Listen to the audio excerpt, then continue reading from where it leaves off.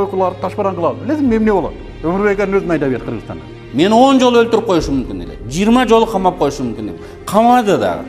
Мен үчүн менин ишенимдин баасы бул менин өмүрүм. Менин жашоо образым. Эми азыркы шайлоодо ар бир партия бирден экиден молдону приватташтырып, азыртан жем берип багып атышат. Алар кантип элди гипноз кылат билбейм. Мына партияга бер, мына партия сени жыргатат деп гипноздар башталат жакында. Мына ушул нерседе светтик деген маселе. Шайлоодо четке чыгып турат. Мыктыбек аркы дүйнөгө барганда аласың деп мындай ушул жерде да оңдош керек. Агитация кылат. Буга жеңил. Биз айтабыз эртең бүрсү күнү аласың деп вада беребиз. Биз мынагу жашоону вада кылабыз. Мынагу жашоодо сен адамча жашап өтпөйсүңбү? Арака, теңирбе, балаңдын оозунун көрүп, төрүндө отуруп жаша деп мынагу жашоону биз вада кылабыз. Акыретти Кудай вада кылат. Силер да ушуну вада кыласыңар. Бирок акыретти вада кылбайсыңар, бирок мунуну вада кылып иши алдайсыңар.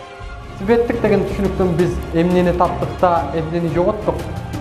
Светтик деген түшүнүктүн маани маңызы эмнеде? Ушул маселе тууралуу Жогорку Кеңештин депутаты Өмүрбек Текебаевден жана коомдук ишмер, журналист Мыктыбек Арыстанбекке суроо салмакчыбыз.